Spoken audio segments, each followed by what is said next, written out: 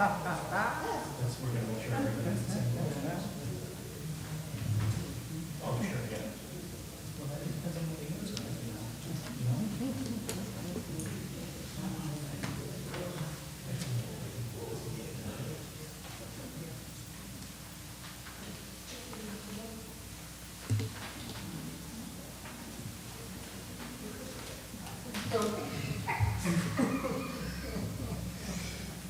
Excuse me.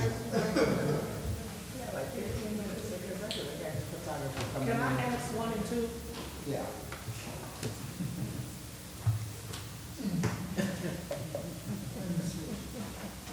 Well, they kind of go hand in hand. Yes. Yeah, they do a little bit, yeah, I can see that. Well, one is an infancy when they get there, and the other one is when they've been there. Well, within the first 30 days? Yeah, That's when first get there. infancy. Yeah. So when you get there, what would you gonna do? The first, and then what do you see the long-term vision? Yeah. The number 3 is powerful. I really like that. That was from you to me. I think. No, to me. That was from you. Well, that's why Yeah, that was really good. Because they're gonna have more I should- responsibilities than that. Yeah, but this is. I took 20. That's why I took 23, I thought that was good. I was usually done in investigation. I don't know. How would we do it? Right. Yeah. Yeah, Yeah, we're 3 and crossing. 23 is similar. I'm certain. They are. Any of the ones that were delayed?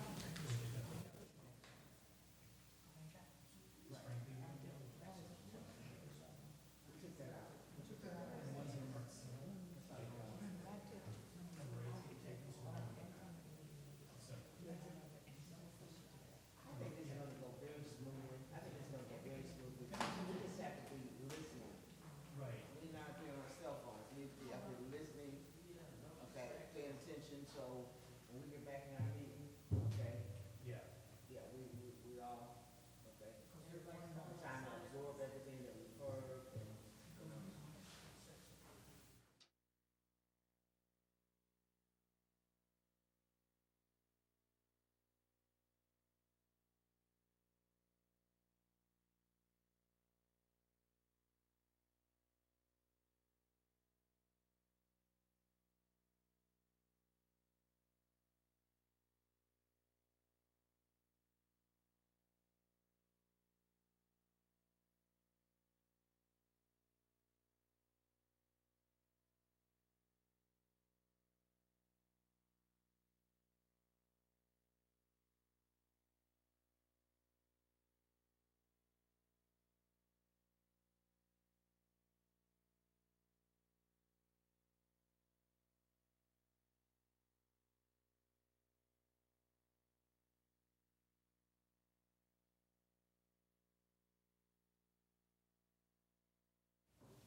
Okay, I got you. Yeah, that's what I'm saying.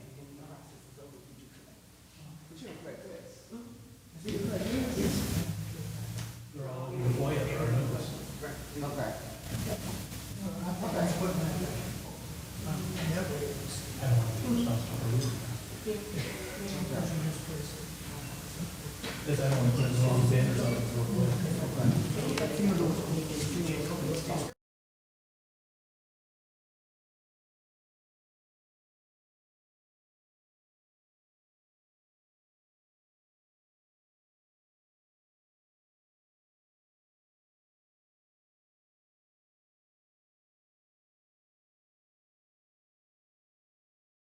Support. Second. All those in favor? Aye. Cut off the tape. Oh, wait, but you can, but you can cut it off.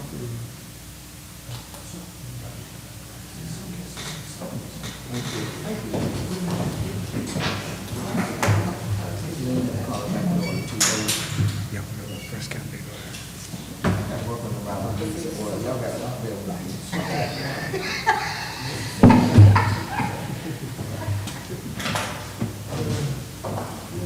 And this is the appropriate backpack. I want to be called. They got out of the way.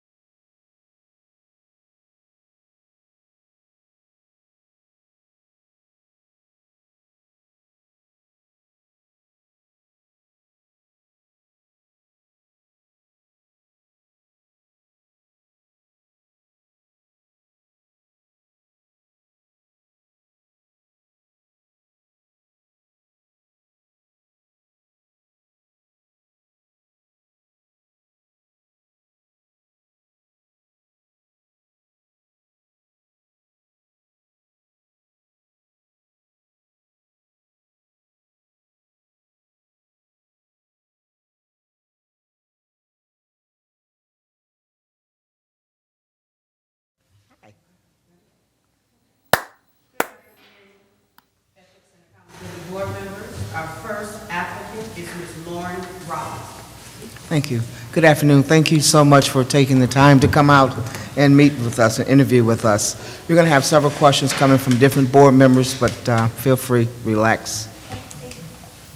The first question will be asked by Dolores Langston. Hi. Hi, Laura. Nice to meet you. Nice to meet you. How are you doing? Everything? You find it okay? Okay. I'm a little nervous. I'm not gonna lie. That's all right. Okay. That's okay. I know we can be kind of intimidating, but we're cool. We're cool. If I could ask you just to speak into that microphone since this is being recorded. Thank you. Is that good? Can you hear me? That's Okay, good. perfect. That's good. So I would just wanted to know. So if you're offered this position, what do you think that what would be your priorities the first 30 days? Well, after speaking in my first interview, there are a couple situations that would have to be addressed, I think, even before complaints were addressed, as far as, office location, getting certain things set up there. So to get off the ground and running would take an adequate amount of time, I think. But having an actual desk and computer and things like that, I think would have to be the number one, concern at first. Okay. Yeah. So once you got that, you got your office, your computer, and that kind of stuff. You need that. The foundation. So looking at 60 to 90 days ahead, how do you see that? I would like to implement, and I do have a few handouts that whenever you guys deem necessary to give to you, I basically kind of put in a budget for the $250,000 that you all have set aside for this position. So that would include, support staff, whether it would be, I'm thinking 1 or 2. Obviously, that would be something we would all, talk about and negotiate. But yeah, there's different ways I have in here of kind of doing a portion of the webpage of the City of Flint to where employees and people of the community could I could start to field complaints, basically. They would be able to have a portal where the reports are drafted in compliance with, the city charter, forms if they want to do anonymous complaints, a link where they could potentially even do a certain type of appointment to the ombudsperson's office, just to make things easier for everyone involved. So there are numerous ways to field those complaints, not just written, verbal, but they could be done electronically as well. Okay. So I would like to implement, parts of the web portal, basically just getting the information out there that the position would be filled. Okay. So would I think be a big concern, just because I know it's kind of been a little bit of a long time coming. Yep. So, yeah. You're correct. Respectively, I understand. You're correct. Okay, so you've been in the position now for 90 days, and that's all set up. So tell me, you've been chosen, so tell me, what is your vision for the office of the ombudsperson? Well, I think there are a couple different visions or missions with that. I think the ombudsperson clearly has to communicate along all departments within the city. Being someone who would field complaints, investigate complaints, you'd have to work properly with, the Flint Police Department, the county for certain situations, the clerk, the treasurer. I mean, you might have to get information from all of these departments. So getting to kind of know, hopefully at that point, there would be an understanding and a relationship developed with those people to be able to get that information from them if need be. Then I would like to just kind of, like I said, continuously find ways to improve the method of fielding the complaints, which departments they go to, the importance of the complaints as far as, the seriousness of them, and then get around to developing the ways that we create reports for the department. So anybody in a position such as all of you, and I said this in my first interview and I can't stress it enough, we are here to make government more transparent to the people that we serve. And I think that's the number one goal that across all departments within a city should, basically agree upon. Okay. So I think instilling a trust of the people of the city of Flint back into the people who are here at the city is important. Okay. Thank you. Thank you. Yes, Alan? Thank you, Madam Chair. I would like to ask you, Lauren. Thank you, Madam Chair. There we To go. Lauren, thank you for coming. I would like to ask you a question about concerning how would you define ethics as a key component of the ombudsperson's job? Basically knowing right and wrong and having laws and your written charter and everything to go along with it in writing that supports that. The ethics kind of, they develop as they go. Times change in certain things, but knowing right from wrong, knowing what is the right thing to do, knowing your gut instinct, whether someone is, being truthful or, in very many different situations, it's basically knowing right from wrong. And you have a lot of things outlined in your charter that specifically states what those ethical guidelines have to be. So sometimes people might shift you away from doing the right thing or, pulling you in one way or another, but this is a nonpartisan position. So I feel like it should be more than easy enough to adhere to the ethical standards that your city has performed, and just basically the ethical standards I have for myself, so. So you would set the example for, as the ombudsperson, you would set that example? Correct, and follow the example you have all set as well, Yes, according to the charter. according to the charter, yes. Thank you, Lauren.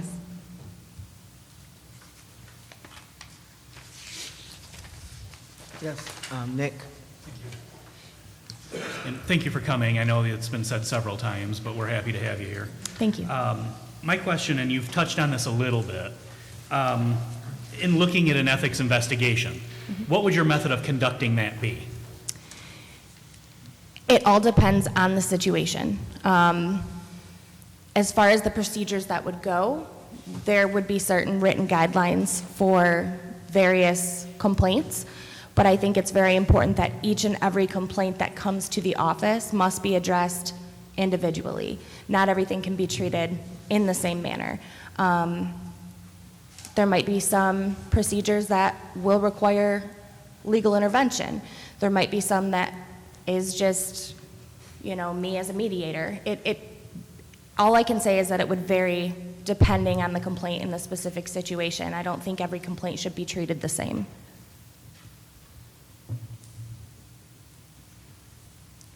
Okay. Linda? Thank you. Good afternoon. Good afternoon. How are you? I'm well, how are you? Fine, thank you. It's okay, I forgot Yeah, to. we'll go closer. Okay, what strength do you bring to the position that might make you a better candidate? If I'm allowed to touch on more than one, I hope that's okay. I have served in local government for 5 years. I do have close ties to the city of Flint as far as basically my associate's degree I received from Mott and my bachelor's I received from U of M Flint. Go Blue for all you state fans. But like I said, I've spent a lot of time here, and I've also, with my experience in local government, I've served on various sides of the fence when it comes to that. I've been a clerk, I've been a clerk treasurer, I've been a deputy supervisor, I've been a deputy clerk, I've been an elections official. So I think it allows me to work well with all departments, and I believe it also has made me very knowledgeable with certain things as far as, like you said, ethical standards, OMA laws, FOIA laws, certain things like that that are going to be a required part of this job. So, Okay, thank you. thank you. I'm sorry. I would like to give you an opportunity. You said you had a handout. I Give do. us that handout and share with us some information that you wanted Sure. to share, because it may touch on a number of questions that you had.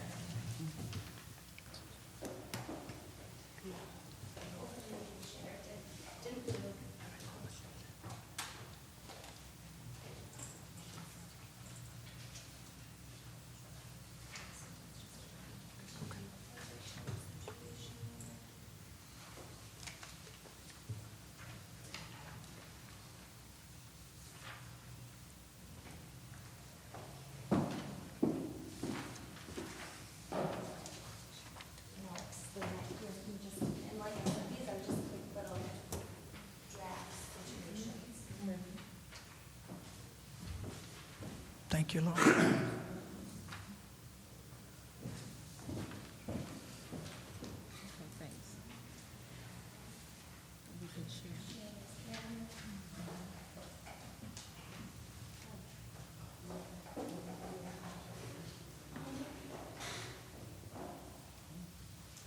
Okay, so basically, the first, I'll have to grab more.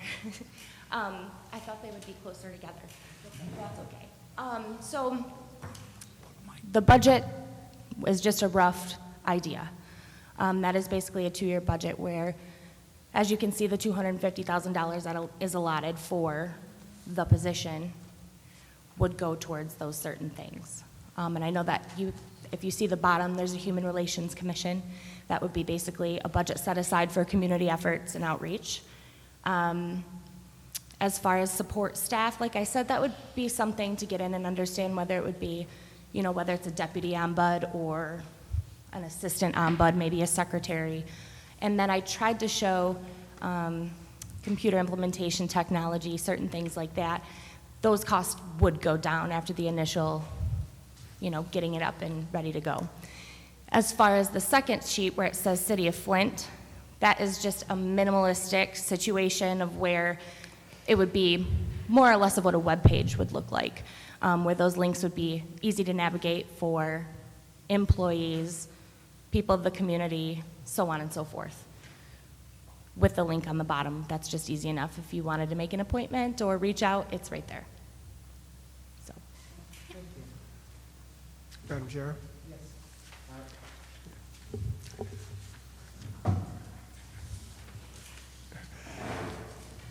Good afternoon. Good afternoon. My question is sort of a personal. That is, what do you consider to be your greatest personal achievement? My greatest personal achievement, I think, is being in different municipalities and being able to leave those municipalities in good graces and have relations with people that have helped me along the way. I've been able to establish, long-standing relationships even though I have left certain communities. I still volunteer my time to past communities that I've helped just with elections and so on and so forth. So I think basically my communication skills and ability to kind of hear different sides of view and understand different council members, different board members, and really take that into consideration that everyone's different. And I think I've been respected for that in my previous roles, so it's always helped me with those relationships. Thank you. Thank you. All right, thank you. Bob?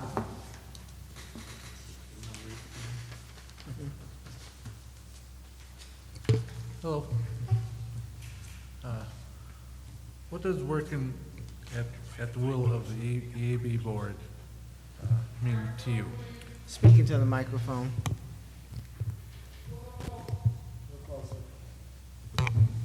Okay. Yeah. All right. What does working at the will of the EAB mean to you? Well, that means that the decisions that I make are highly influenced by all of you here. That any ideas I might get or different means of making things a little more efficient or however they may be have to be agreed on by all of you. I basically serve you who serve the people. So we would work very closely together, I think, on a daily, weekly, monthly, annual basis to get certain things accomplished. Okay. Thank you. Thank you.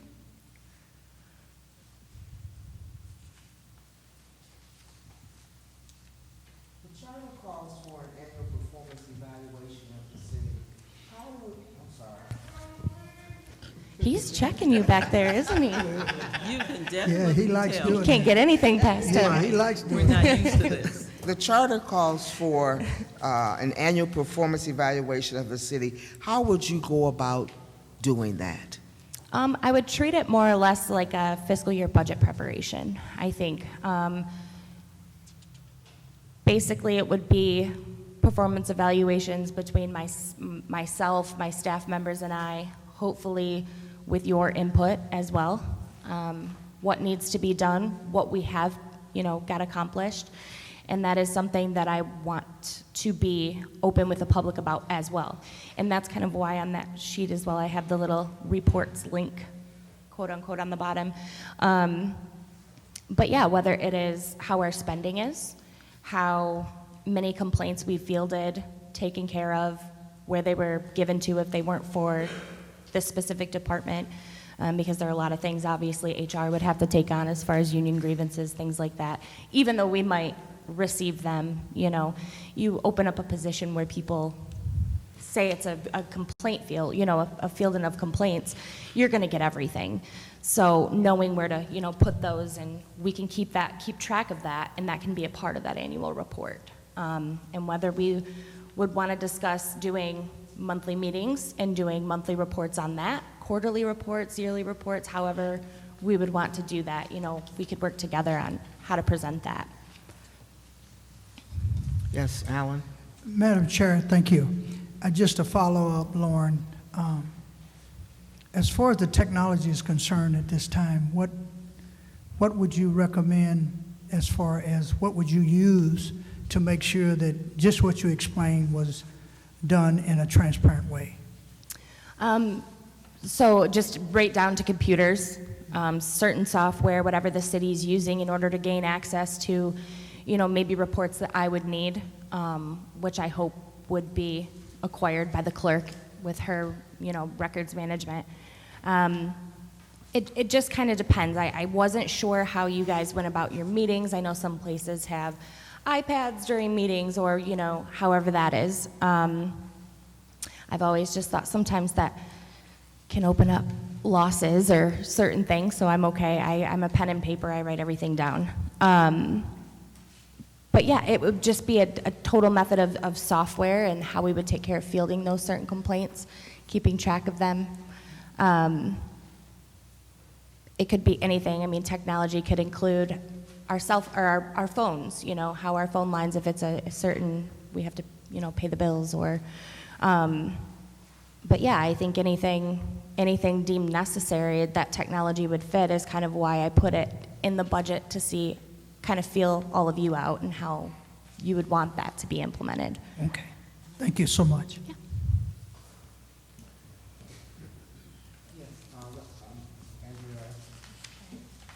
Hello. Hello. How are you? I'm well. How are you? Thank you for coming. Wait. Is it on? All right. Oh, you didn't get yelled at. Okay, we're good. Master the mic. Yes. Okay. Lauren, if you would please, tell me about a challenge or a conflict that you faced at work and how you dealt with that. A tough one now. A tough one. I have a few. That's why I'm thinking. Okay. Well, I would have to say I came from a certain municipality, which I hopefully don't have to name, in the Genesee County area that recently kind of went under fire for investigation for police department embezzlement situations. And I think the hardest part about it was not exactly knowing what was going on and feeling blindsided by it. I mean, reporters in your face 24/7, and you really have to learn how to set a community at ease versus saying nothing, and sometimes those are, work together. But they can be high-stress situations, People want to voice their opinions, and I came from a municipality that had resident Facebook page beyond resident Facebook page, and nothing you could do was right. And it gives you a thick skin. You have to deal with certain things head on, and you also just have to ignore certain things because a lot of people just don't know the methods of operation or what are really going on internally, and I think that's where it's important to kind of bring some of that transparency to the public so they know what's going on. Okay. In that situation, what did you do? How did you deal with it? Well, I had to respond specifically to the Genesee County Police Department on what I knew and what I didn't. I was put in a cop car and grilled, basically. Luckily, I didn't know too much, which also made you feel slightly ignorant to the situation, but thankful that you didn't know much. But yeah, you answered to who you had to answer your questions to. You told the truth honestly, and you let it kind of work itself out. And nothing came of it for me personally. So Okay. to each their own, and good Okay. riddance, hopefully. Okay, 'Cause thank it's you for still that. continuing.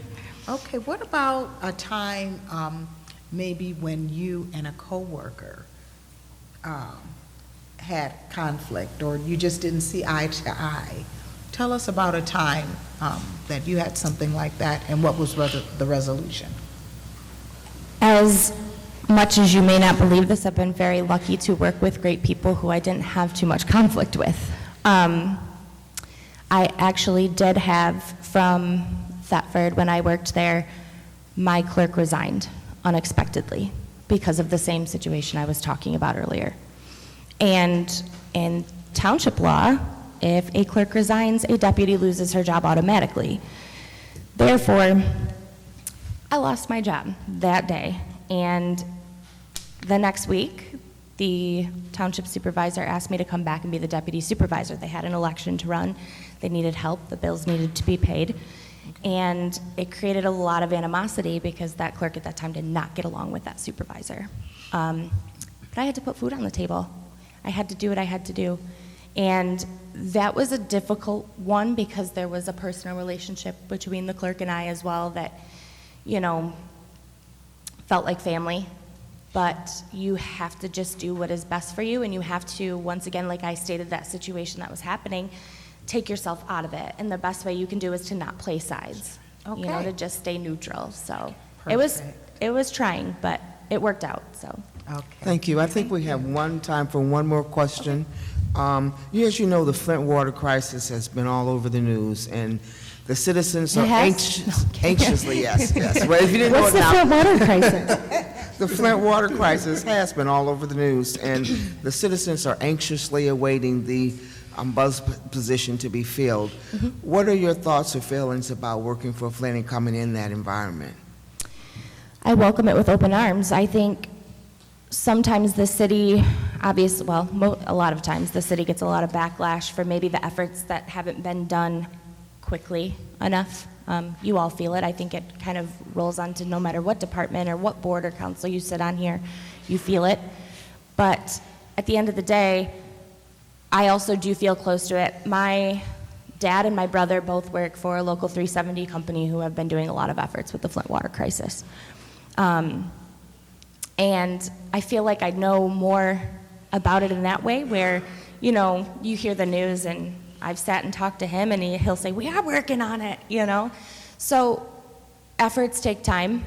And like I said, I think I would like to be a person to help put the community at ease that things aren't done overnight. And I know this has felt like a lot of overnights, but at the end of the day, you have to keep moving forward. And sometimes it may feel like a snail's pace, but there are certain roadblocks that come into play. There's grant money you have to wait for. There's, you know, the infrastructure improvements and the, you know, the lack of funding. There are certain things you have to wait for. Things can't just be done. So, like I said, you have a thick skin, and I'm open to it. And I'm excited to see the community move forward, so.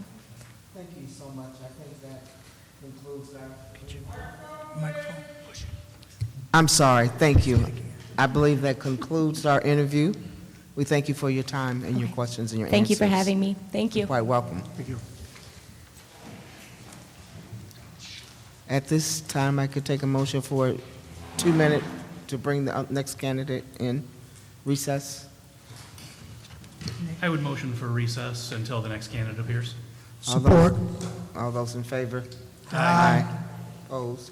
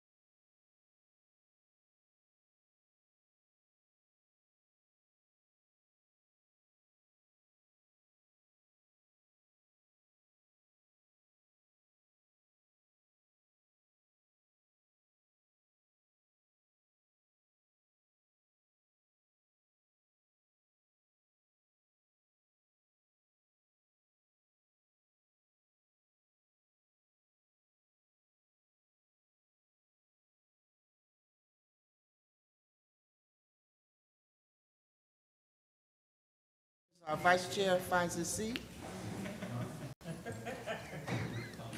Oh, yeah, oh, yeah.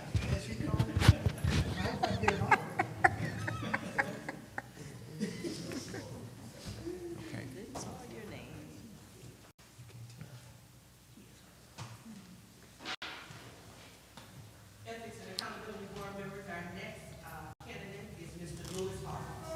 Thank you. Good afternoon, Mrs. Lewis Hawkins. How are you?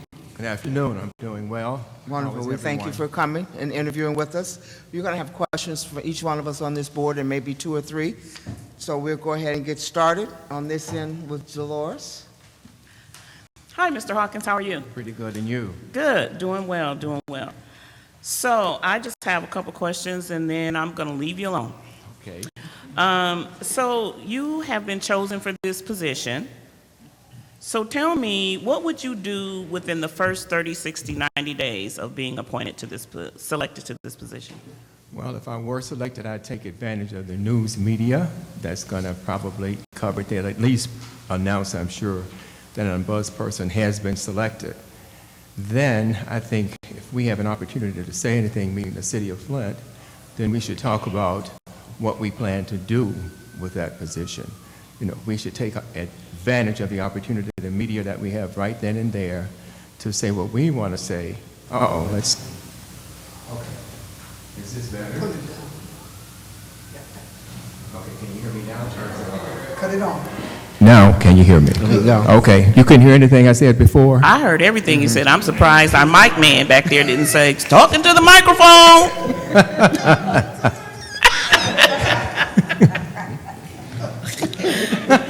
Yeah, he's behind the curtain. Okay. But I was saying that, you know, if I were selected, I'd try to encourage us to take advantage of the media opportunity right at that time to talk about what we plan to do within those first 30 to 60 days. And of course, I'd be taking direction from you guys. And one of the things people will want to know about will be, well, where's your office going to be located? So if we had that information, we could provide that. If not, we would provide some alternative information regarding that. I'd also take advantage of that opportunity to talk about how pleased I am to even know that the city of Flint has such a provision in the charter.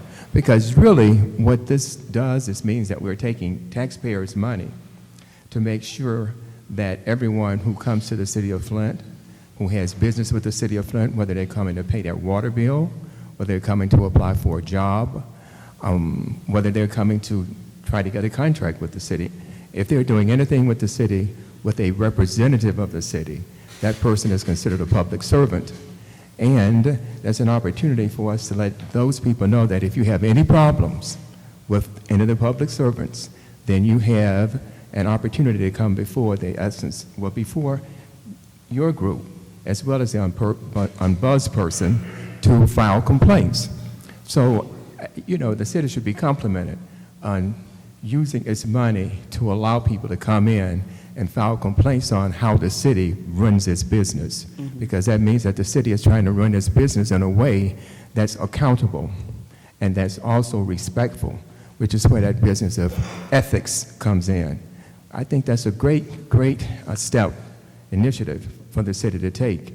You're saying, okay, we're going to spend money for you people to come in, if you're having some problems with us, and let us know what those problems are, because we want to make sure that you're treated with respect, with dignity. We want to make sure that you know that you are important to us. The same thing for contractors or business people that have to come here to do business.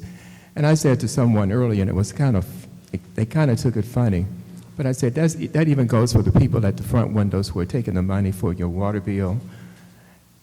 They should be respectful. It's not a time for them to be primping and having an attitude and saying that they're important because they know such and such person.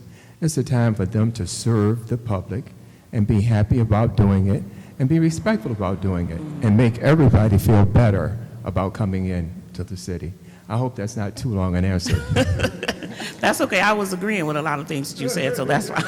Thank you. So I have one other question. So what is your, because, I mean, you said a lot, and I think I'm hearing what I'm about to ask, but I just kind of want you to just elaborate it on a little bit more. What is your vision for the office of the ombudsperson, say, in the next 5 years? Well, I hope it will be an office where people feel very comfortable to walk into if they have a problem. But I hope even more that it's a place where people won't have to come into for problems, because in 5 years, we'll be operating so well until it would be known as an office of a friendship office. If they're coming in, it's to say, hey, you're doing a great job. Thank you. Thank you.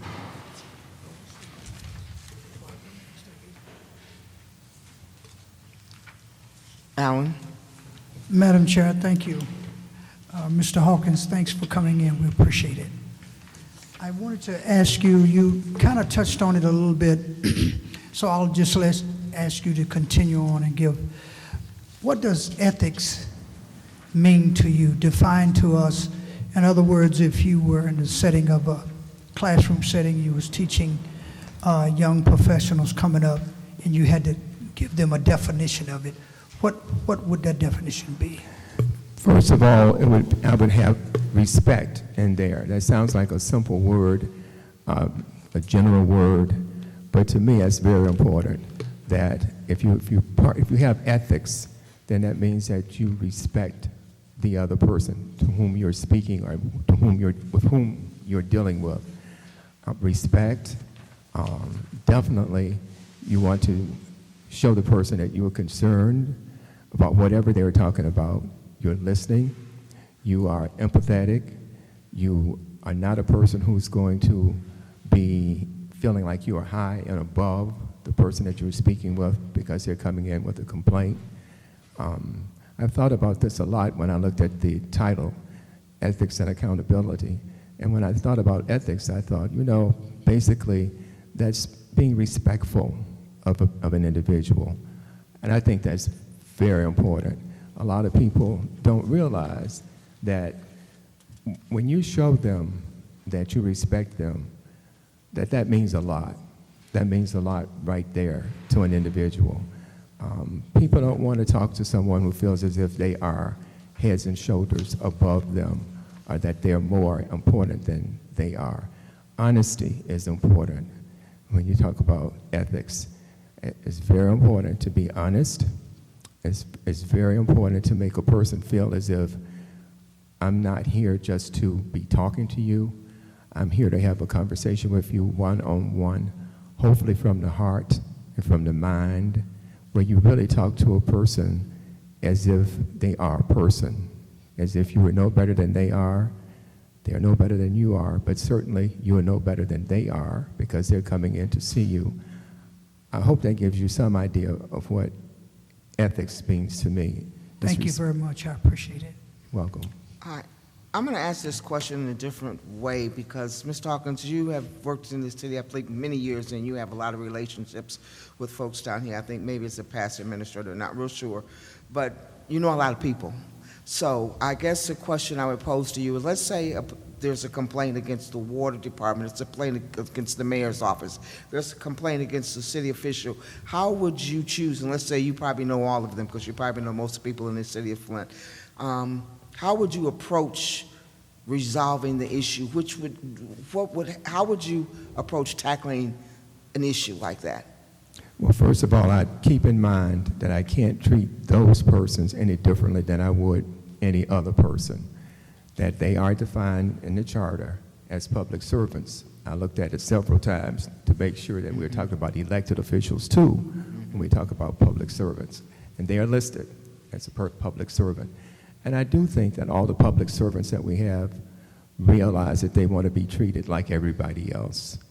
And so that's what I would do. I would treat them like everyone else. I did notice that there's an opportunity for anyone who's had a complaint filed against them, whether it's a clerk at the water office or the mayor or anyone else, to have an opportunity to look at the response.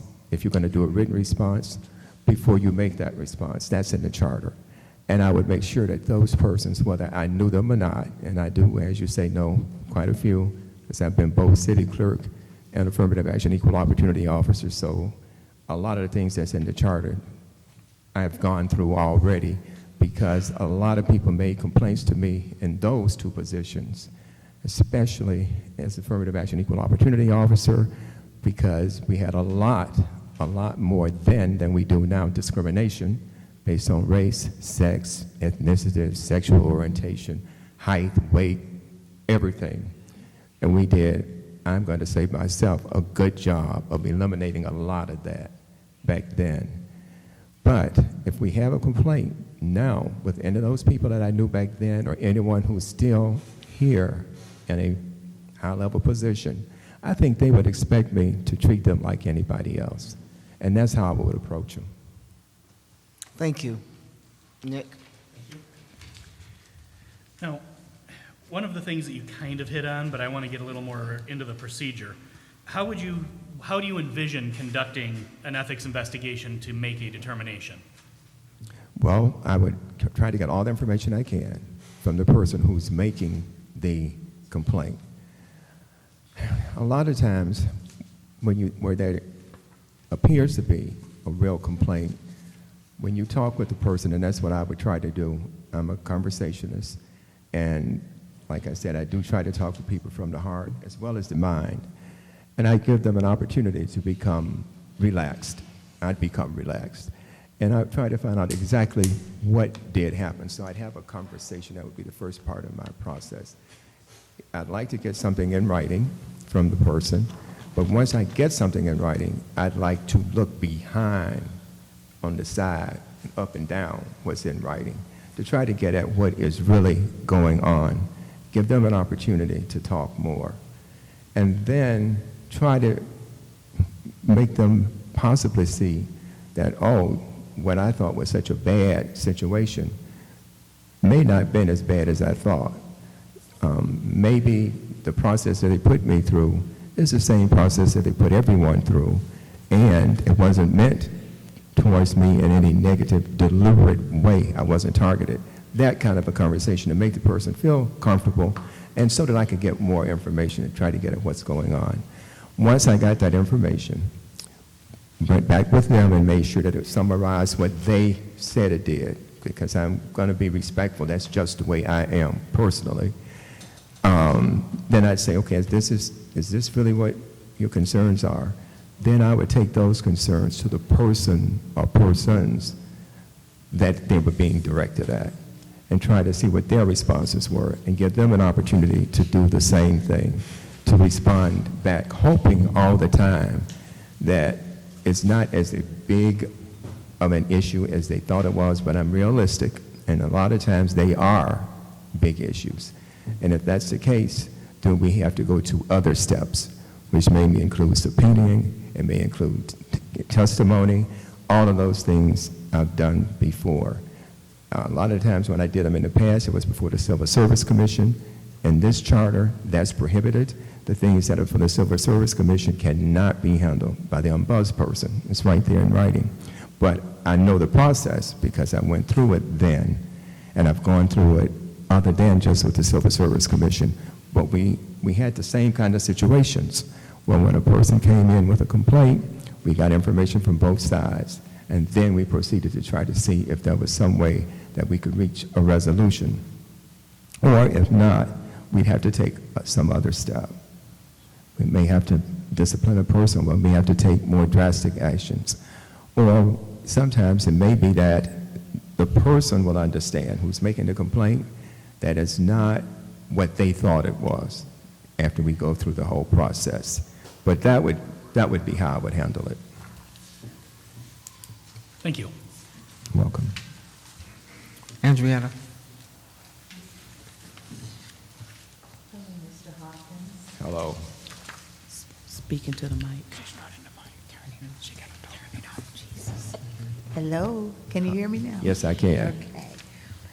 Mr. Hawkins, tell me about a challenge or a conflict that you faced at work and how you dealt with that.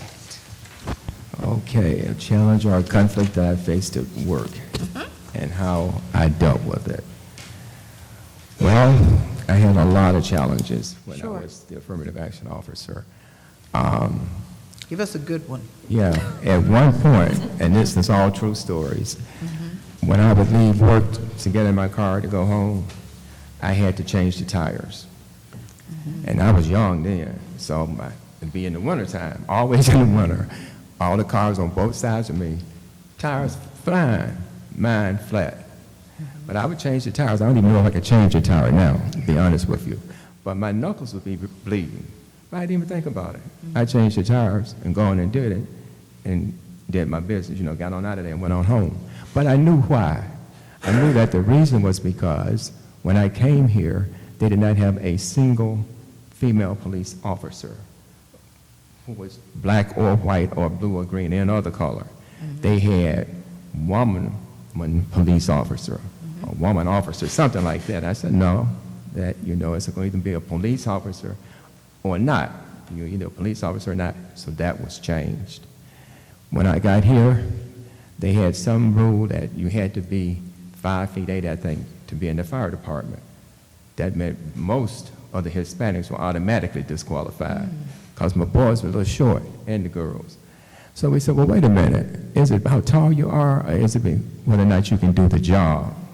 So again, my approach was, let's do some real tests to see what's needed to be a firefighter. And what it turned out to be was whether or not you had the strength, you know, to help a person get down out of a burning fire on a ladder if you needed to. Could you handle all that equipment that you had to take up? So we started giving tests, actual tests, that measured whether or not you could do the job. I guess what I'm saying is my approach was, we need to make sure that whatever requirements we had were necessary. So anyone could be a firefighter if they could do the job. And so we ended up having female police officers. Now it caused a little problem with the ladies married to the men at home a little bit, but that was dealt with by them. We did our part. Our part was, if you can do the job, you should have the opportunity to apply and be a firefighter regardless of how tall you are. And the same thing with whether or not you were a female. When I was there, you know, we actually had a shoot-up between a white cop and a black police officer, female. But we moved on. That was that time. And my approach was always calm and collective, that, hey, times are changing.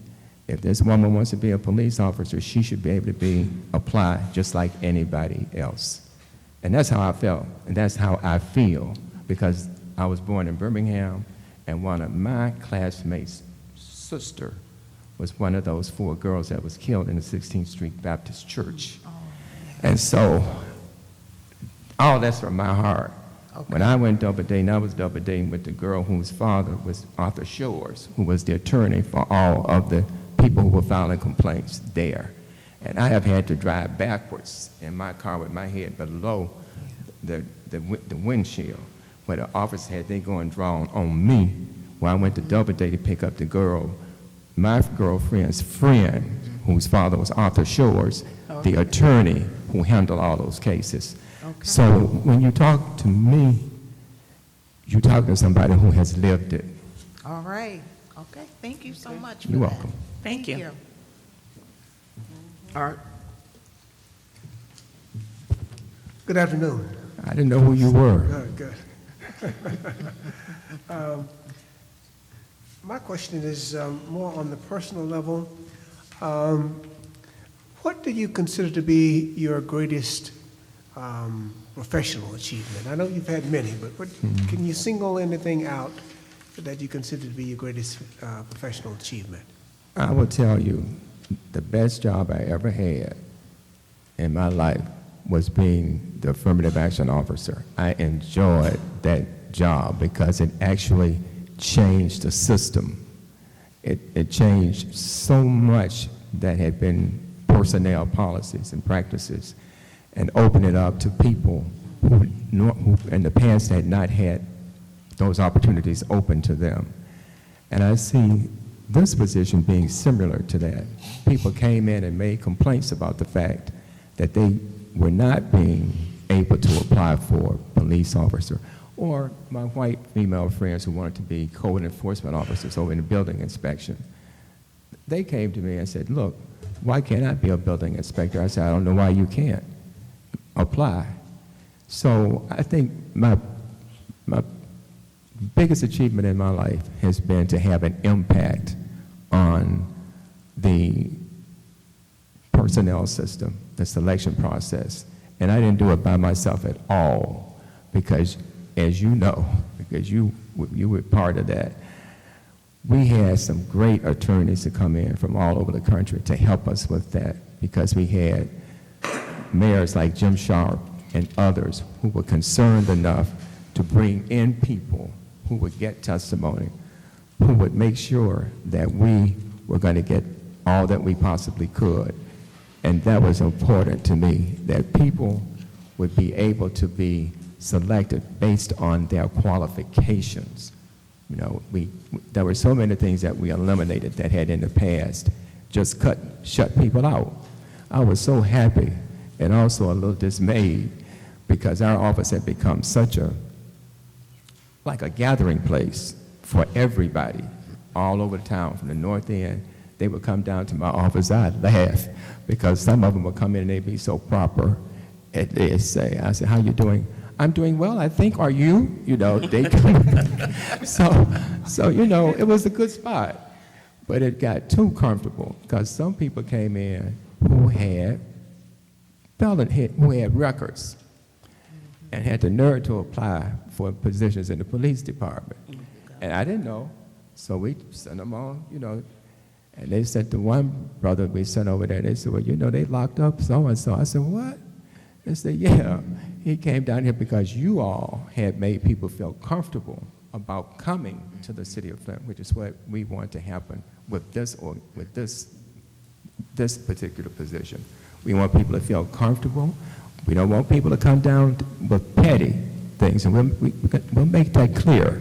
That what we're talking about is making sure that everyone is treated in an ethical way, with ethics, and that we are accountable for that. So, for me, my biggest achievement was helping to make those kinds of changes. Where it used to be that when you talked about coming downtown, it was to go to jail, to be put in jail. But people started coming downtown to just kick it with us. And we had to tell them, okay, now, we don't have time to chat, you know. But that's the best job I ever had, because it made opportunities available to so many people, not just blacks, not just Hispanics, like I said, to females, to other whites who didn't have them because they didn't have the contacts or connections. Do you know at one time that if you knew someone in the fire department or could get a recommendation from somebody, that went towards you getting an extra point. Well, who was that helping? That wasn't helping most of the people that weren't in the department already. So all of that was changed, and I felt terrific about those things. Right now, you probably say, I know that's not true. That was true. That was part of it. If you were considered a more appropriate candidate if you had a relationship with someone who had already done that kind of a job. And I said, that's crazy. That's keeping people out who are already out. So that's really the best job I ever had. I love being city clerk, trust me. That was a good job. I was there about 10 years too, but 10 years in affirmative action was my best job. It was such a good job until they got rid of the director. And then the brother who was supposed to be in contracts, I'm not going to say anything wrong, but you had to go on the north end of town to try to find people who work with businesses, you know what I mean? Because we said, well, we got some good car repair persons, you know, we got people who can repair cars. They got good they got good shops and everything. Let's give them an opportunity. So the contract person was supposed to go up and down Saginaw and you know, and King Street to find businesses. But you know, we had to end up doing that. I did, and I loved it. I loved it because I got to know a lot of minority businesses. So that's my favorite job I ever had here. Thank you, Mr. Hawkins. Okay, thank you. Bob?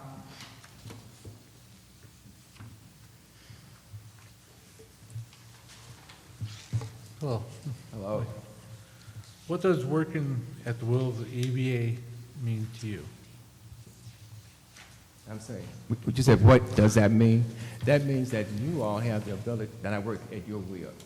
You can get rid of me anytime you want to, for no reason. I might be trying to come before somebody to complain, but it won't be me, because you can get rid of me at any time. I understand perfectly what that will means. But that's my understanding of that will. Thank you. Thank you. Linda? Okay, Mr. Hawkins, what strength do you bring to the position? What strength will you bring to the position that might make you better qualified than any other candidate? I think the many years of experience that I have as a city employee, especially in the two positions that I was fortunate enough to be appointed to, city clerk, because the city clerk also gets complaints and has to go through the kind of a process that you'd go through here as the unbuzzed person. And even if the complaint is just dealing with precinct locations, or, you know, there's also the contract office there in the city clerk's office. And so we had lots of complaints from people who were trying to do business with the city and the contract end of the city clerk's office. So that was another way that I got experience.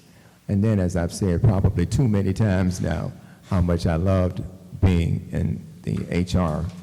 Well, actually, I was in equal opportunity, but equal opportunity was housed in HR deliberately, so that we could be part of that whole process, dealing with bringing people into the city of Flint.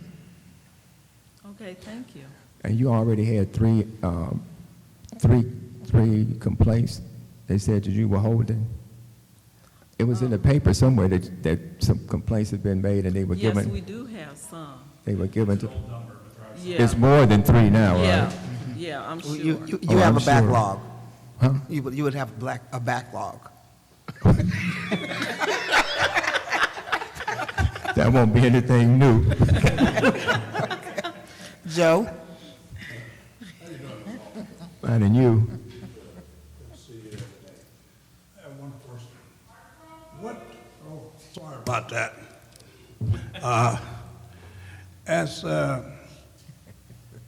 What do you think your position should be with the Ethics and Accountability Board? What do you think your obligation would be to the Ethics and Accountability Board, and what are your plan on how to handle that?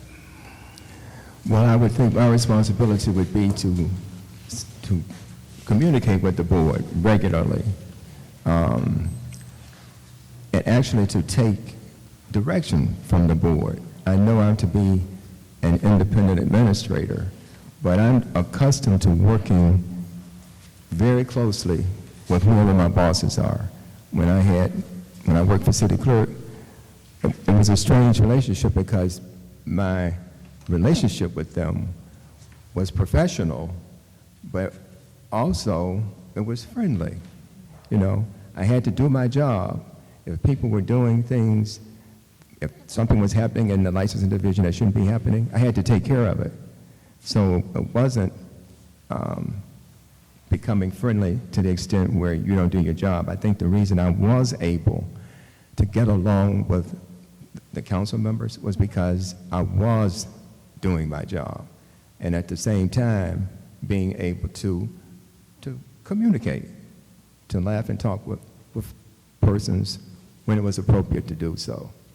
I don't know if I'm answering your question completely. Could you let me know if I'm on the right track in answering the question, because I want to make sure that I did respond properly. I don't know whether you could quite answer that. Okay, try me again. You got close enough to me that I formed my own opinion, so that's good enough. All right. Yeah, you, I don't know whether you could answer to completely suit me, but you got close enough that I can I have my own opinion. But you know what, when You're asking what, I understand what you, when I was talking, I actually started thinking about some other things that I had thought you were going to ask me, and I kind of started answering those. But if you have a specific question for me, trust me, I will try to answer that specific question. So if you want to try it again, I'd be happy to look at the specific question. no, you're good. It wasn't a trick question, anything. It's just something I didn't follow my idea. So you're good. We're good with that. Turn off Mr. King's mic over there. How you woke up.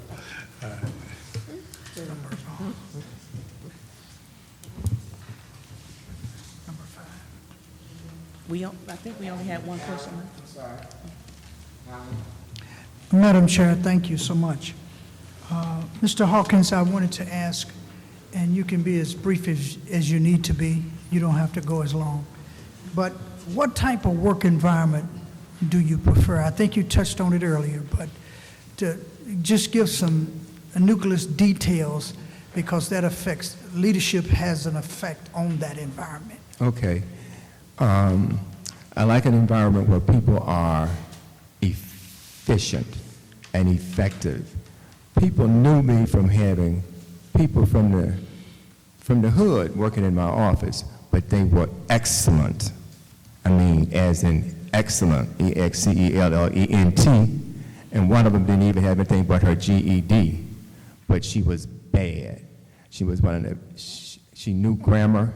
She knew, I mean, she's one of the best typists in the world, and anything you gave her to send anywhere, all the rest of the administrators at the city of Flint wanted her to work for them. So, and it was a good office. When I went out of town and came back from a conference, guess who was at the airport to meet me? My staff. But they were some hard-working women. They were all women, and I had many men in the office. It just happened that way. But they were hard-working. As a matter of fact, I always think that broke us up on purpose because we were too effective. In fact, the police chief stole her, my best lady. You know, they hired her, some kind of way they got her to work over there in the police department. But they were all down-to-earth, professional people. And that's what I like. People who are good at their job, who are excellent in what they're doing, who are business people, but who at the same time are people that get along with other people. They're just normal people.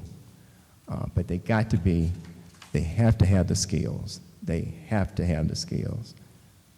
Thank you very much, Mr. Hawkins.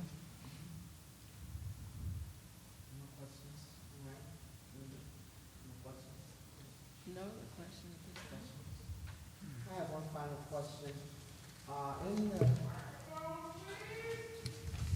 I'm sorry, we have one final question, and I hope I didn't ask it. We've been trying to make sure we ask fair to all the candidates, and we ask all the same questions, so we're kind of fumbling around a little bit up here. We do apologize. In the charter, it says that the ombudsperson, along with the Ethics and Accountability Board, should conduct performance audits to ensure efficient and effective governmental operations. How would you tackle that task? I looked at that when I read it too. I thought, okay, we're going to have to put together some kind of a questionnaire. Mm-hmm. But I want it to be a good questionnaire that really does get at how are we doing. You know, we're grading ourselves, so to speak, and we want other people to grade us by that instrument that we put out. So I would keep that in mind all the time. In fact, if I were fortunate enough to get the position, all the things that's in that charter, I would do drafts of them, the reports that we have to make, to test them out, you know, way in advance of it, in time for me to actually put out the report. And I would probably try to run it by some of you, or if not all of you, and say, here's a draft of what we're thinking. Would you please provide me with your feedback on it? And if you tell me that's your job, you know, I could take care of it. But no, I'll put together a draft, a document that would get at trying to get answers to what that charter is requiring us to do. That's one of my fortes. I like to do things like that. Thank you. I think we're finished with all our questions. Anyone else? We thank you for your time. I'm sorry, Joe has another question. Mr. Hawkins, I'm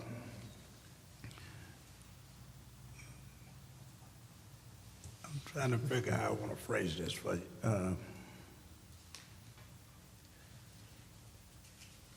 The budget for the ombudsman, have you had any thoughts as that's 250,000 is enough to run ombudsman office? But you haven't thought that the budget's going to be, if you had to offer, could you really function with that type of budget? That's a hard question because from what I've read, and I looked at that in the charter, that 250,000 is for the Office of the Ombudsman, and it covers everything the way I understand it. But I look for you That's correct. as I'd look for you all for that, to verify that. That includes salary, if there's going to be any rent, if there's going to be any equipment purchased. All of those things would have to come out of that 250,000.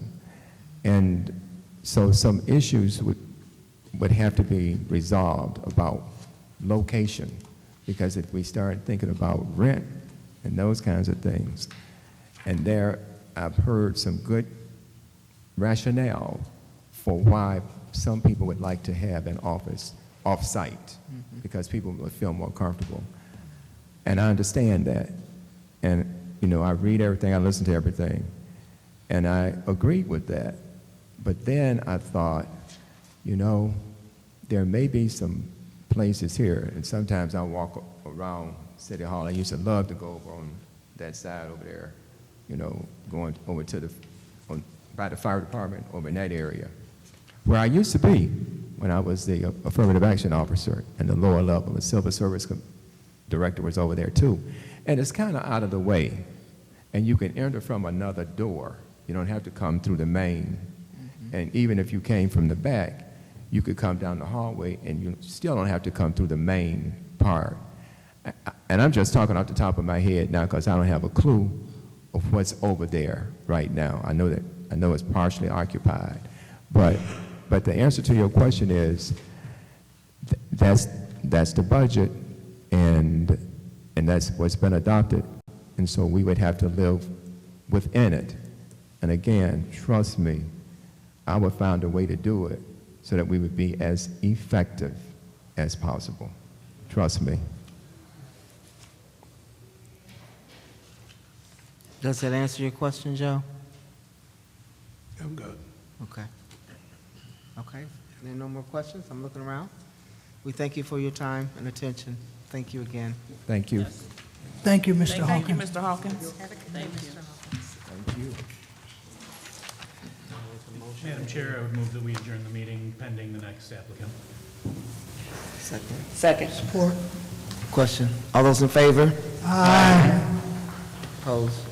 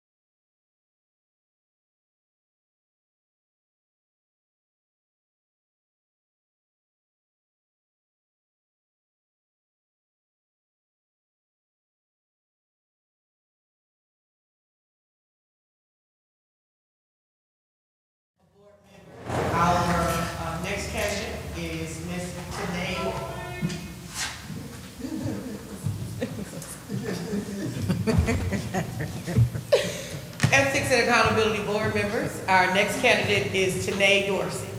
Thank you. Good afternoon, Tanae. Good afternoon. We thank you for taking your time to interview with us. We should be receiving a question from each and every one of us. I'm going to ask maybe that Bob, because you do need to leave early just in case, if you want to get your question in, the first question in, it might be great.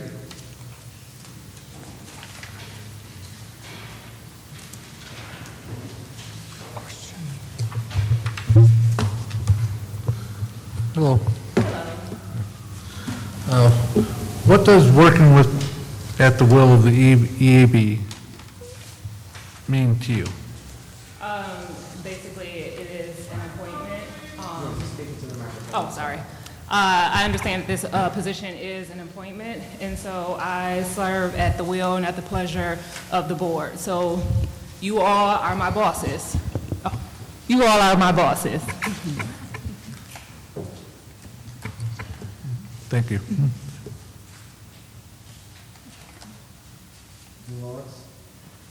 Hi. Dolores? Hello.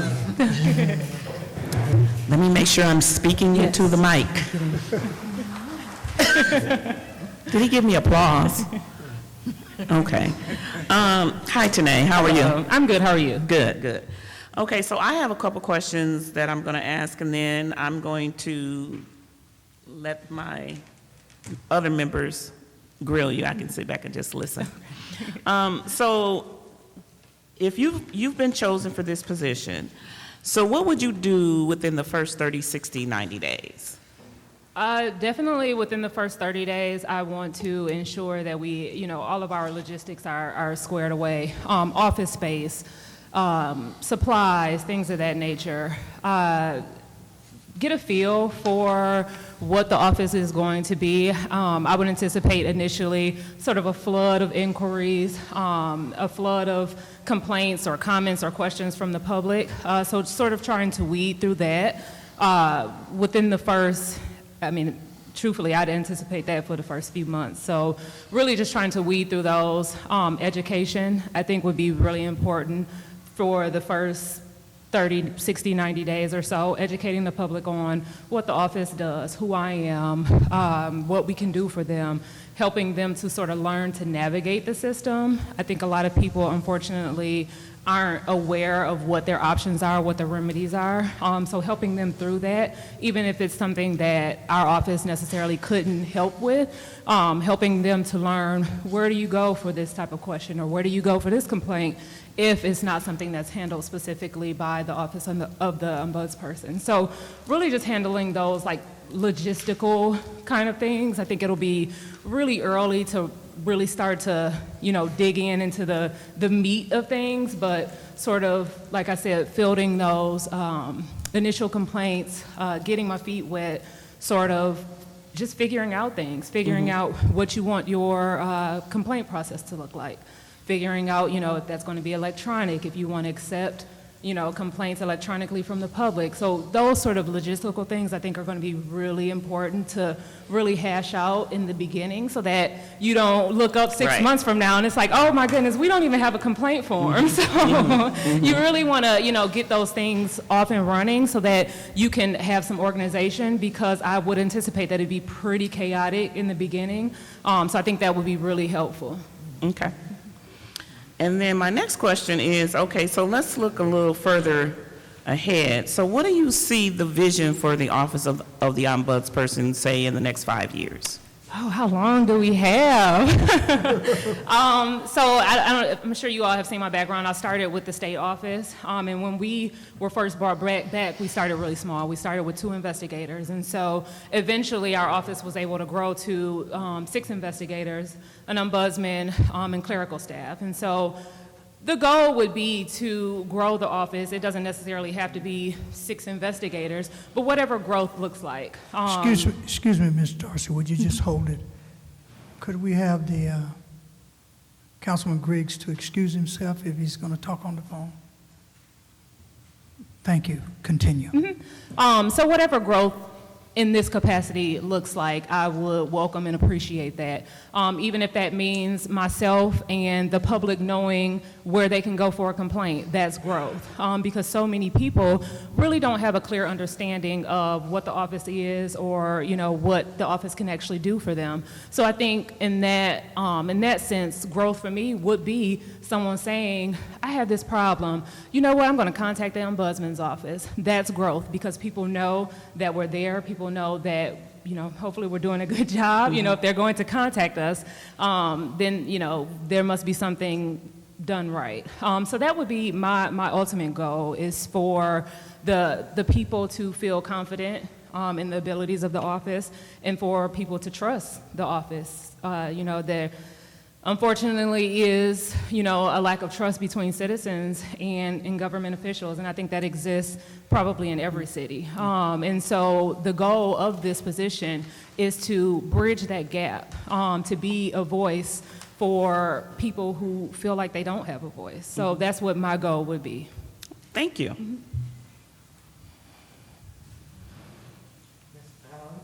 Madam Chair, thank you very much. So glad to have you to come, Ms. Dorsey. I would ask you the question that, in your own words, and you are the ombudsperson, let's say you're the ombudsperson, and how would you establish the ethical part of your office? What would be the first step that you would take? You don't have to elaborate too long, but just the initial thrust to not only satisfy the citizens, but us as an ethics and accountability board. I think the first step would have to be building relationships. You know, I can't, you know, I can say I'm going to be the most ethical person you have ever seen. However, if you don't know me, then that, you know, it's just talk. So for me, building relationships is extremely important. It was something that we took very important in the state office, because that's the only way you can get things accomplished, is if people know you, if people understand that you are diligent, you know, that you are trustworthy. And that only comes with, like I said, building that relationship and with time. Thank you. Thank you. Thank you, Madam Chair. I note from your history that you've been an investigator with the U.S. federal courts. On that vein, what do you envision one of the investigations an ombudsperson being? I'm assuming you've looked at the charter. We're one of the only, as far as I'm aware, ethics committees that can investigate elected officials. So what do you anticipate an investigation like that looking like? I mean, I think it would really just depend on what the complaint is. The charter does give a lot of discretion for investigations. So you just initially want to, first of all, as an ombudsperson, you have to make sure that the accused party has an opportunity to respond. So you want to make sure that there's a response, preferably in writing, you know, and that is how you base your investigation. You know, you can't sort of fly off the handles and just charge forward with accusing someone of something. You have to make sure the facts are there before you know, draw your conclusions. And I think that's the most important part of an investigation, is that you let the facts lead you, you don't lead the facts. Thank you.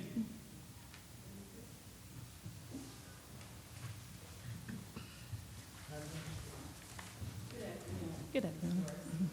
I'm good, how are you?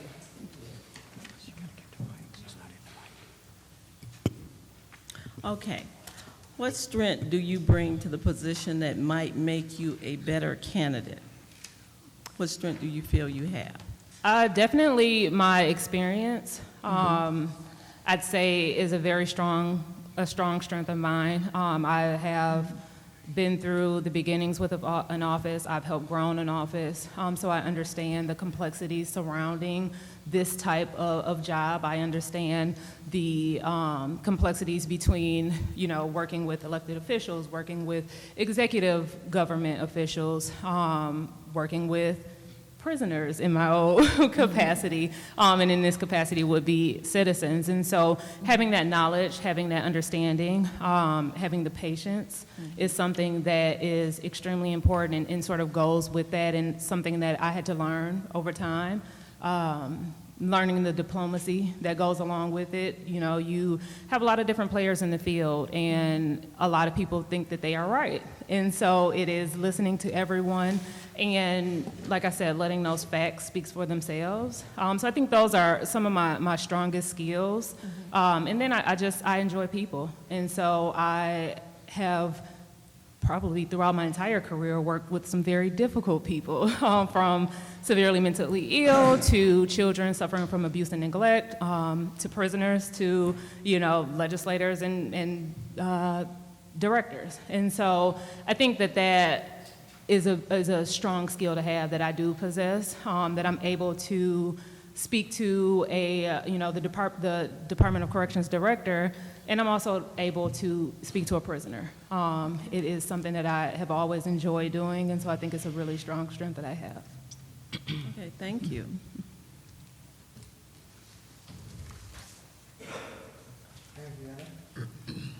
I'm sorry, Andrietta. Hi, Ms. Dorsey. Okay, can you hear me? Yes. Okay. Hello. Hello. Back there clapping. He's clapping back there. It's something else, I tell you. Okay. Ms. Dorsey, can you please tell me about a challenge or a conflict that you faced at work and how you dealt with it? Give us something really nice and juicy. Let's see. What's a good one? It would probably have to be when I worked at the Ombudsman's office. So we were often seen as prisoner advocates, and we worked very tirelessly to dispel that myth. We are fact finders, you know, and if the prisoner is correct in his allegation, his or her allegation, then that's our recommendation. If they're not correct, then that is our response, you know, due to policy and procedures. Unfortunately, we cannot substantiate your complaint. And so probably a large challenge that I had, we had a prisoner who wrote to our office and complained that he had cancer, and, you know, he was going to die, and the Department of Corrections wasn't doing anything for him. And I'm not a doctor, so, you know, but that is a part of our skills, is that we have to learn. We learn things, and we learn about all different types of complaints. So by the end of it, I became like a Google doctor. So that's what I did. I reviewed all of his medical records, and, you know, I'm talking probably about 1,000 pages of medical records, reviewed what tests he had, and looked up, you know, he was sent to U of M, and I looked up the test that he had and what the results were. And his doctor told him, "You're fine, I'll see you in 6 months." According to what I read, he actually did have cancer. And so that's the beginning of the battle, because now I have to speak to medical professionals about his diagnosis and pretty much question, is this accurate? Is this test accurate? Is the result accurate?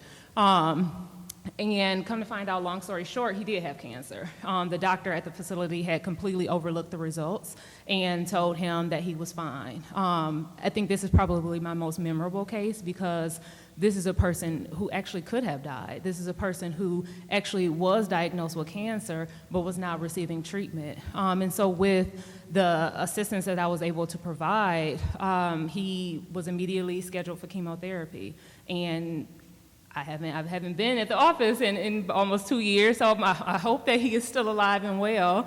But that was definitely one of my most memorable and probably difficult experiences, because you have to challenge those who know a lot more than you. You know, these are our doctors and nurses who went to years and years of medical school, and then there's me. And so you have to just know how to talk to people. You know, you have to be able to ask questions without being accusatory or, you know, pointing the finger, you messed up, you didn't do this, you know, and because it's not about that. At the end of the day, it's about getting this man treatment, and that's what he was able to get. So I'm very, like, that is one story that I have, like, chills now thinking about it, because that's definitely one story that sort of kept me going through all the no's, and it's something that I'll always remember. Thank you. All right. Art? Thank you, Madam Chair. Thank you for coming for this interview, Ms. Dorsey. Thank you for coming for this interview, Ms. Dorsey. My question is sort of a personal level. I see that you worked in some very conflict-oriented political environments where your findings probably were met with some trepidation on the part of others, and so that created some troubling of the waters in environments that you've been in. But can you tell me, though, what is your greatest professional achievement? Your greatest professional achievement? Oh, that's a good question. I would have to say probably my greatest professional achievement, I mean, it would sound cliche to say, you know, my advancements, my promotions and things like that. But I really don't. I feel like my greatest professional achievement has been my ability to teach others.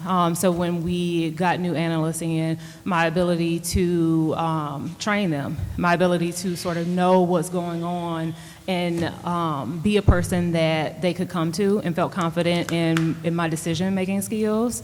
So I think that was a very big professional achievement for me. I think the way that I was leaned upon for advice within the Ombudsman's office was a very important achievement for me. It let me know that I'm capable. It let me know that I have good decision-making skills, and it just made me even more confident. So I think, my achievements helped me to sort of build the confidence and just bounce off of one another.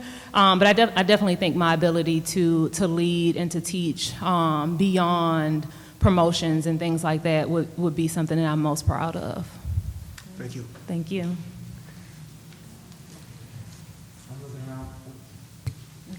I'm looking around for questions. I don't know if you went through, I'm assuming you went through the city charter. One of the items here, it says the role of the Ethics and Accountability Board and the ombudsman person is to conduct performance audits to ensure efficient and effective governmental operations. How would you tackle that task?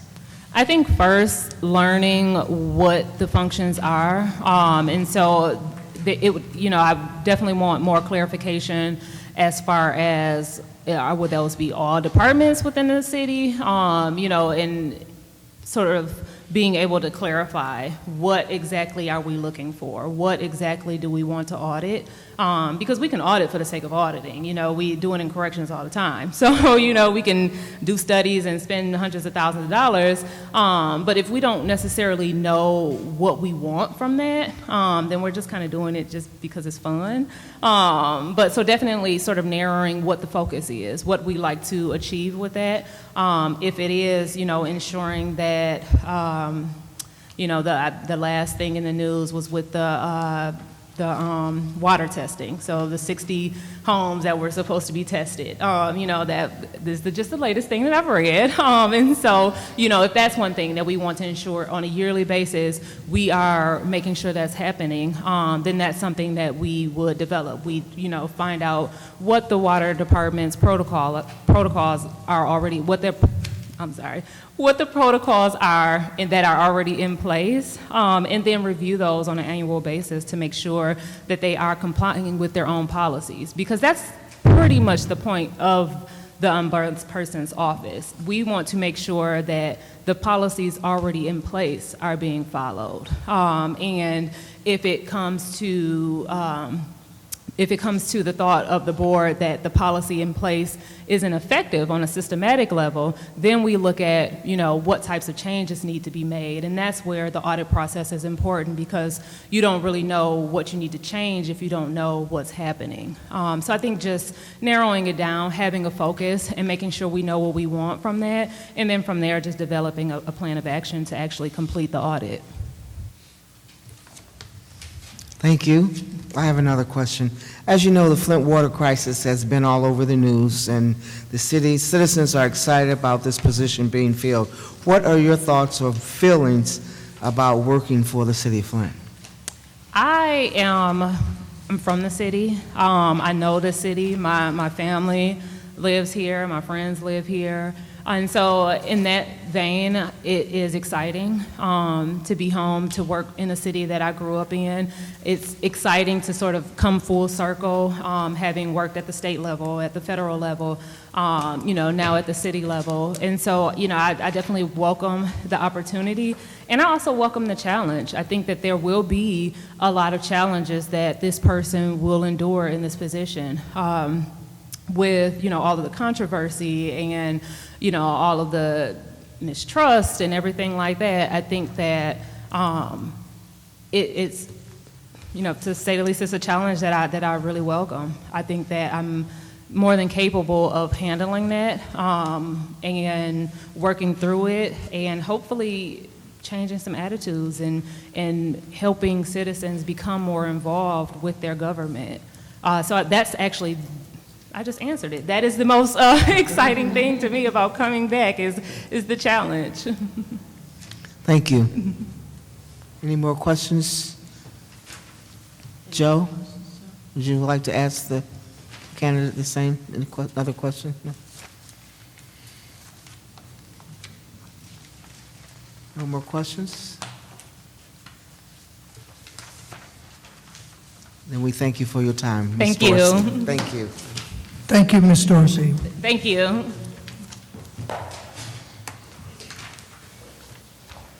Would someone like to make a motion?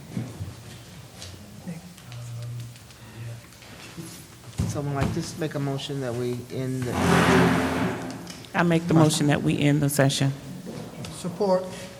All in favor? Aye. Any question? Any question? Question? Just want to cut our mics off.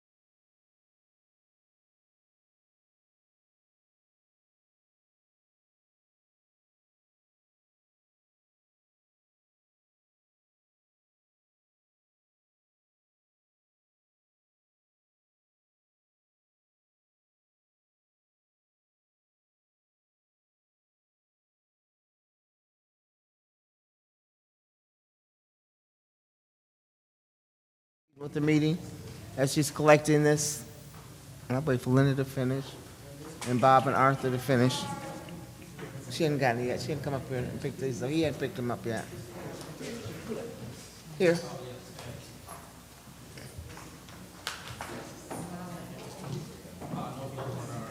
Mhm.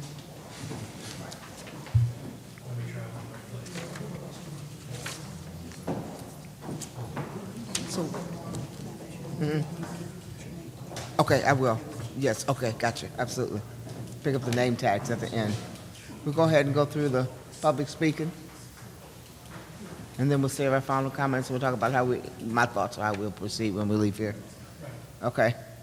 We are moving on in our agenda to public speaking. Do I get this, Janelle, or do you get it? Okay. Arthur Woodson, if you would come to the mic, please. How you doing? Arthur Woodson. Just sitting here watching this, y'all did a great job, by the way. But, I mean, no disrespect to the people who came in here for an interview, because the last person, you know, I felt my opinion, just my opinion, was highly qualified. But the HR department should not be included in this because it shows the perception, the optics. She's an appointed person by the mayor. So the mayor, it was looking like a three-card Molly because they're able to move the files and pick who they want, who they think will protect them. Me, myself, I mean, I don't care who it is because I done been over to Genesee County, I done been over to Clayton Township, I done been out to Grand Blanc, I went up against Dane Walling, Rick Snyder, I went down to Lansing. I'm not a Republican, I'm not a Democrat, I don't care about black and white. I believe in real things, you know, being honest and truthful. But the perception and the optics, you know, like the last person, I'll give you an example. The last person, her last name is Dorsey. I don't know her personally, but I know that Ira Dorsey rose with the mayor. So just that last name would make me feel like, hey, the mayor's office has something to do with this. Louis Hawkins, just like you say, he know a lot of people. I know that he runs with Charles Winfrey, Woodrow Stanley, and all the rest of them. So it was like a three-card Molly that just came up here, follow the ball. The city attorney shouldn't be involved in this. Y'all should have your own independent attorney because now she's directing you down a road that is beneficial to the people that works for the city. Y'all should be an independent body, and like I say, I don't care if it's Mayor Weaver or Sheldon Neely. You know, you all should be independent so when the mayor, whichever mayor it is, you all be fair to whoever comes to the office, not just, you know, the mayor right now. All right, thank you. Thank you. We'll now have our closing remarks following the agenda. Let's start, Joe. Comments, concerns, questions, closing remarks before we adjourn?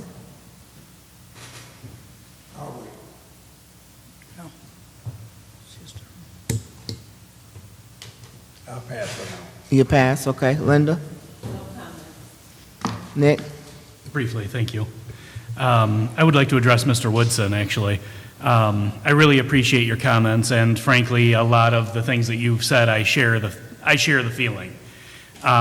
I think the bottom line that's come from a lot of dealings with HR and just about everybody else that we've dealt with throughout this process, I think that unfortunately the bottom line is we have to deal with administration, we have to deal with HR, and the ombudsperson is going to have to do the same thing. I've said for many, many months that this should be our show and we should be inviting the city in rather than them inviting us in. But with that being said, And I'm very interested in your comments about last names and things like that, and that's something I would like to know a little more about, and that's something I'll look into, just for my edification more than anything. But at this point, I'm going to say surprisingly impressed with the level of candidates we got anyway. I think we got some very high caliber people that came through. I think that HR has put together a relatively sound list of people for us to pick from. And that's a concern that I had from day one, that we were going to get the bottom of the barrel. And it doesn't appear we did.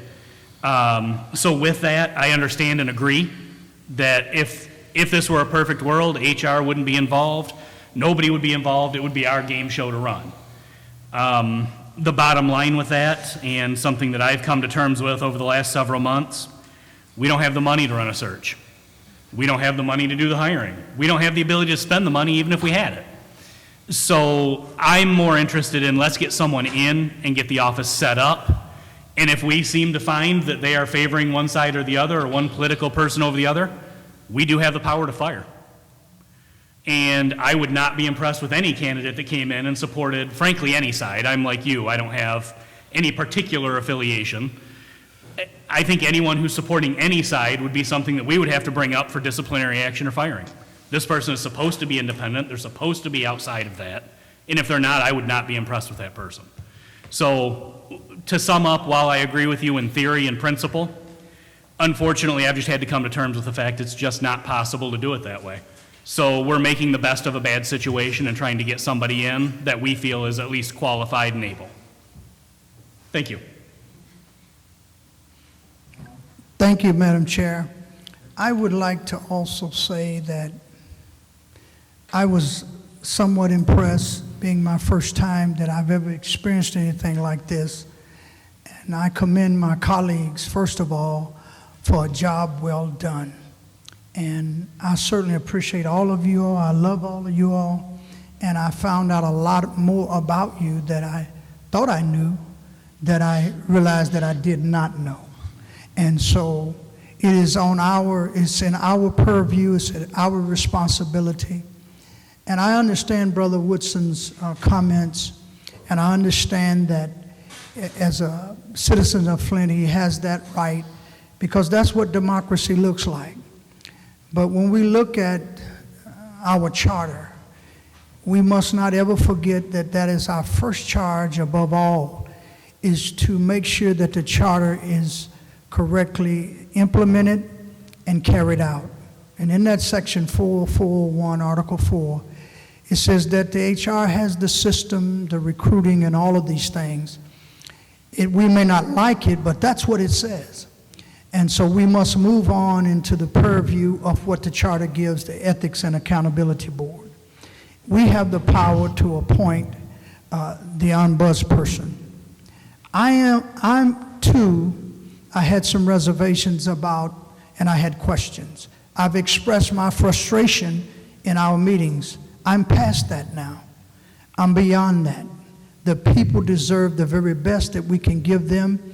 And I do believe all three of these candidates were pretty good, if not the best, that applied. And I think that's important to remember. And I was very impressed with two of the applicants. I was very, very impressed with them.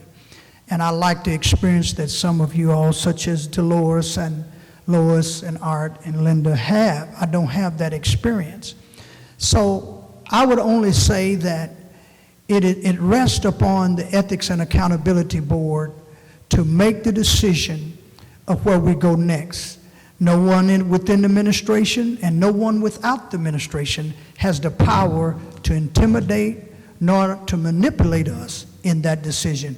So let us not forget that. Thank you. Art. The system worked. We got excellent candidates. The board did its job. We have committed people on this board who are very dedicated. They followed the rules.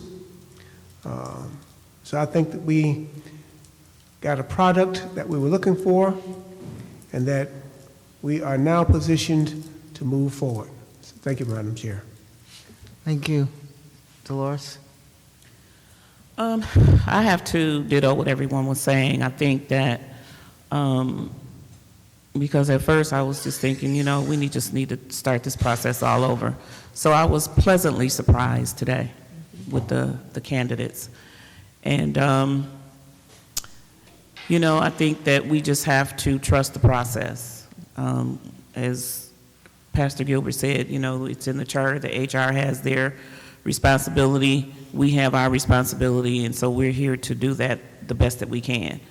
And I think that we have 3 good candidates to choose from.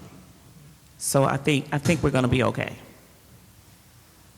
Thank you. Andrietta? I would pretty much say the same. We'll just speak in the microphone, lady, please. Okay. Go ahead. Okay, I would say the same thing. I would say the same thing as my colleagues here. I think it went very well. I feel we had 3 very good candidates, and we can just pray and hope for the best process. I know that we're going to do what's right, so that's all we can really bank on at this point. Thank you. Bob? I'm going to abstain from commenting at this time. Okay. Well, I guess I get the... Can I say one other thing? Yes, ma'am. I think our chairperson did a pretty good job today. Thank you. Thank you. I guess I might get the last comment. I just wanted to say that we need to encourage the 2 people that are here today to be here at our next meeting. We're not going to do anything between now and the next meeting. I've said, hopefully everybody heard that I'll create a little sheet of paper that'll have 1, 2, 3, 4 with the candidate's name on there. Repost a position. I think whatever our options are, they'll be on a piece of paper, and no names will be attached to it, and we'll get a piece of paper, and we'll come in at our next meeting, and we'll fill it out, and we'll turn it on. If you've seen Survivor, you know how that is. You kind of pull it out, and this is what it is. It'll be one here or Big Brother, whichever one you're used to. You pull it up, and that's what it'll be, and we'll add it up, and the chips will fall where they may. No one will know who's saying what or anything. I think it ought to be secret like anything else when you go and vote. You know what I'm saying? And that's how I like to hold it at our next meeting, just letting you know. So if you're not at the next meeting, you won't get a vote, so we need to try to make sure, because it'll be a regularly scheduled meeting, that the 2 people that are not here are at the next meeting. I don't know if somebody gets sick, I'm just hoping not, but I'm just letting you know that's how I plan to do it at the next meeting. I think everything went exceptionally well. It is what it is. And one thing I guess I was reading as I've been going with this charter, it says something under ethics, section 1602. It says ordinances may be enacted which are necessary to effectuate the operation of these sections. So what it says is where things aren't working where they are, we know we've been frustrated with a lot of things because we've been following the charter. We have the duty and responsibility to change and make those differences. So that's part of our responsibility in enforcing this charter, or looking at areas. So just, if this is a work in progress, I love my introduction. I know nobody was here to hear it, but in any event, we're going to get there. So let's not get frustrated with the process. I think we've done a lot of that. We've done a great job. I thank you all. We are at the end of our meeting. And that's it. Madam Chair, Yes. I move that our meeting be adjourned. Support. I move that our meeting be adjourned. The Ethics and Accountability Board, the interview process that's going on in the city of Flint be adjourned. Support.